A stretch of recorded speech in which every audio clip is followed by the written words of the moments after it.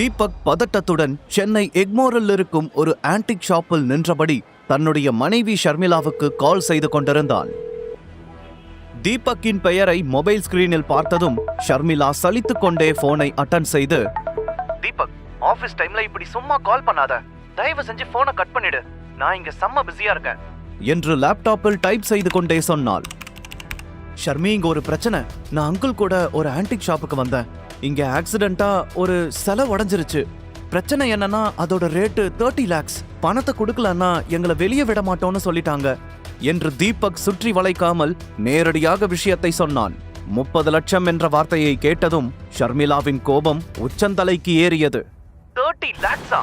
தீபக், என்ன விளையாடுறியா? உனக்கு 1 ரூபாய் கூட சம்பாதிக்க வழி இல்ல. ஆனா தினமும் இப்படி ஏதாவது ஒரு பிரச்சனை மட்டும் தூக்கிட்டு வந்துடுற. இப்போ என்கிட்ட சுத்தமா பணம் கிடையாது.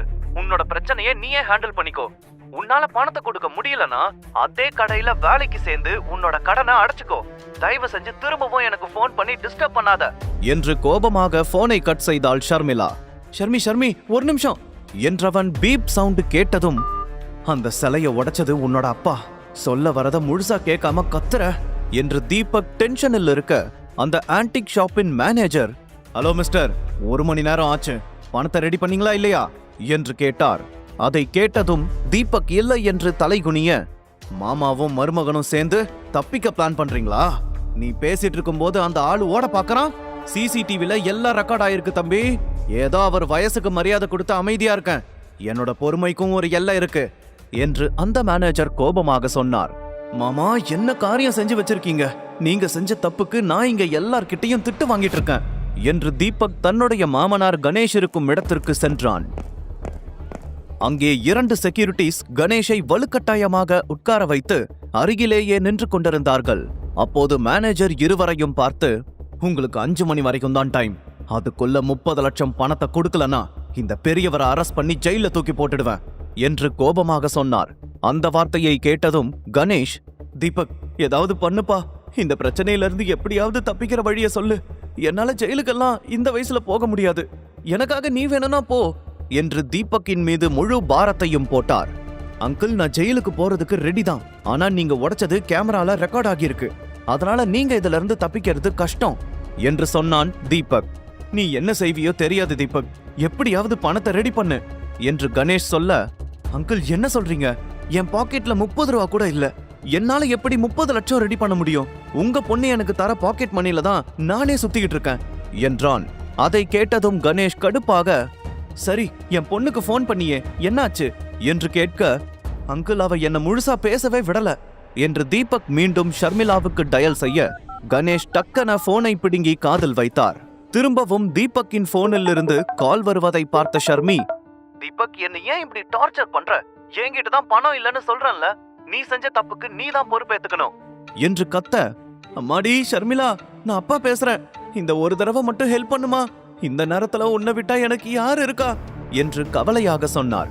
அப்பா, அவன் தானே உடைச்சான், நீங்க எதுக்கு கெஞ்சிட்டு இருக்கீங்க? அவன் என்னமோ பண்ணிட்டு போகட்டும், விடுங்க, நீங்க வீட்டுக்கு வாங்க என்று ஷர்மிளா கடுப்பாக சொல்ல, இல்லம்மா, அந்த சிலைய நான் தான் உடைச்சேன். நீ மட்டும் இப்ப எனக்கு ஹெல்ப் பண்ணலனா அப்பாவை ஜெயில தான் நீ பார்க்க முடியும் என்று சொன்னார். கவலையோடு கணேஷ் பேசுவதை கேட்ட ஷர்மிளாவுக்கு என்ன செய்வதென்று தெரியாமல், அப்பா, இத முதலையே சொல்ல மாட்டீங்களா? சரி, நீங்க இப்ப எங்க இருக்கீங்க? நான் உடனே கிளம்பி வரேன் என்று கேட்டாள். சீக்கிரம் வாமா, எக்மோர்ல இருக்கிற ஒரு பெரிய ஆன்டிக் ஷாப்ல தான் நாங்க இருக்கோம் என்று சொல்ல, அந்த சமயத்தில் ஷர்மிளாவுக்கு என்ன செய்வதென்றே தெரியவில்லை. போனை டேபிளில் எறிந்துவிட்டு சில நொடிகள் தலையை பிடித்துக்கொண்டு அப்படியே உட்கார்ந்திருந்தாள். உண்மையிலேயே கணேஷ் சிட்டியிலேயே பெரிய பணக்கார குடும்பங்களில் ஒன்றான சிவம் ஃபேமிலியில் பிறந்தவர். ஆனால் ஷர்மிளாவின் பாட்டி காயத்ரி தேவி கணேஷையும் அவருடைய குடும்பத்தையும் தள்ளியே வைத்திருந்தார். அதற்கு ஒரு காரணமும் இருந்தது. 3 வருடங்களுக்கு முன்பு ஷர்மிளாவின் தாத்தா சதாசிவம் தீபக்கை எங்கோ பார்த்து வீட்டிற்கு அழைத்து வந்தார். அதன் பிறகு தன்னுடைய பேத்தி ஷர்மிளாவுக்கே அவனை திருமணமும் செய்து வைத்தார். ஷர்மிளாவும் தன் தாத்தாவின் மீதிருந்த அதீத பாசத்தால் அவருடைய வார்த்தையை மீற முடியாமல் தீபக்கை யார் என்ன என்று தெரியாமல் திருமணம் செய்து கொண்டாள். திருமணம் நடந்த அடுத்த நாளே சதாசிவம் இறந்துவிட மொத்த குடும்ப பொறுப்பையும் ஷர்மிளாவின் பாட்டி காயத்ரி தேவி எடுத்துக்கொண்டார். தீபக்கிற்கு சொத்து சொந்தம் என்று எதுவுமே இல்லை என்று தெரிந்து கொண்ட காயத்ரி தேவி கணேஷின் குடும்பத்தை தன்னுடைய குடும்பத்திலிருந்து பிரித்து வெளியே அனுப்பிவிட்டார். அன்றிலிருந்து இப்போது வரைக்கும் ஷர்மிளா மட்டும்தான் தனியாளாக போராடி தன் குடும்பத்தை காப்பாற்றிக் கொண்டு வருகிறாள். அடுத்த 20 நிமிஷத்தில் ஷர்மிளா அந்த கடைக்குள் நுழைந்தாள். அப்போது அவளுடன் வந்த ஷர்மிளாவின் அம்மா கீதா தீபக்கை பார்த்ததும் எந்த யோசனையும் இல்லாமல் கோபமாக அவனை தள்ளிவிட்டாள். கீதா, என்ன பண்ணிட்டு இருக்க? இதுல தீபக் மேல எந்த தப்பும் இல்ல. இந்த சிலையை உடைச்சது நான் தான் என்று கணேஷ் தீபக்கிற்கு சப்போர்ட்டாக பேசினார். ஆனால் கீதா கொஞ்சம் கூட வருத்தப்படாமல், இவன் மேல எந்த தப்பும் இல்லையா? இவன் மட்டும் உங்களை இங்க கூட்டிட்டு வராம இருந்திருந்தா இதெல்லாம் நடந்திருக்காதுல்ல. இப்போ 30 லட்சத்தை யார் கொடுக்க போறாங்க என்று கோபமாக கேட்க கணேஷின் பார்வை ஷர்மிளாவின் பக்கம் திரும்பியது. அப்பா, நம்மளோட வீட்டை வித்தா கூட 20 லட்சத்துக்கு மேல தேராது. மீதி 10 லட்சத்தை நாம யார்கிட்ட கடன் வாங்குறது என்று புலம்ப, உடனே கீதா, இந்த முட்டாளாலதான் எல்லாம் வந்துச்சு. இவன் எந்த நேரத்துல என் பொண்ணு கழுத்துல முடிச்சு போட்டான்னு தெரியல. அப்போல இருந்து வெறும் பிரச்சனை மட்டும்தான் நடந்துட்டு இருக்கு. எப்படி வாழ்ந்த குடும்பம். இவன் வந்த அப்புறம் என் மாமியார் எங்களை வீட்டுக்குள்ள கூட சேர்க்கல என்று கோபமாக கத்தினார். உடனே தீபக் அவரை பார்த்து, ஆண்டி, தாத்தா சதாசிவத்துக்கு நான் கொடுத்த வாக்குக்காக தான் உங்க பொண்ணை நான் கல்யாணம் பண்ணேன். அன்னைக்கு என்ன நடந்துச்சுன்னா என்று சொல்ல வந்தவன் அப்படியே பேச்சை நிறுத்தினான். அதை கேட்ட கீதா கடுப்பாக, சொல்லு, ஏன் நிறுத்திட்ட? அன்னைக்கு என்ன நடந்துச்சு என்று சண்டை போடுவது போல அவனை நெருங்கி வந்தார். கீதா தீபக்கை எதுவும் சொல்வதற்கு முன்பு அங்கே வந்த மேனேஜர், முதல் 2 பேர் டிராமா போட்டீங்க, இப்போ 4 பேர். எவ்வளவு நேரம் இப்படியே பேசிட்டு இருப்பீங்க? சீக்கிரம் பணத்தை கொடுங்க, இல்லனா போலீஸ்க்கு கால் பண்ணிடுவேன் என்று மிரட்டினார். தன் அப்பா ஜெயிலுக்கு போவதை நினைத்து பார்த்த ஷர்மிளா, அப்பா, நான் பாட்டிக்கு கால் பண்ணி ஹெல்ப் கேட்க போறேன் என்று சொன்னாள். என்ன முட்டாள் மாதிரி பேசிட்டு இருக்க? பாட்டி கிட்ட சொன்னா ஹெல்ப் பண்ணுவாங்கன்னு நினைக்கிறியா? தேவையில்லாம அவங்க கிட்ட சொல்லி பிரச்சனைய பெருசு பண்ணாத என்று கோபமாக சொன்னார் கணேஷ். எனக்கு பாட்டி மேல நம்பிக்கை இருக்குப்பா, என்ன இருந்தாலும் அவங்க உங்க அம்மா என்று சொன்ன ஷர்மிளா போனை எடுத்து காயத்ரி தேவியின் நம்பருக்கு டயல் செய்து ஸ்பீக்கரில் போட்டாள். ஹலோ பாட்டி, நான் ஷர்மி பேசுறேன், எப்படி இருக்கீங்க என்று சொல்ல, நான் எப்படியோ இருக்கேன், உனக்கு என்ன வேணும் என்று காயத்ரி தேவி முகத்தில் அரைந்ததை போல கேட்டார். வேறு வழி இல்லாமல் நடந்த விஷயத்தை சொல்லி, நீங்க தான் பாட்டி எங்களுக்கு ஹெல்ப் பண்ணணும், எங்களுக்கு ஒரு 30 லட்சம் கொடுங்க, நான் கொஞ்சம் கொஞ்சமா உங்களுக்கு திருப்பி கொடுத்துடுறேன் என்று கெஞ்சினாள்.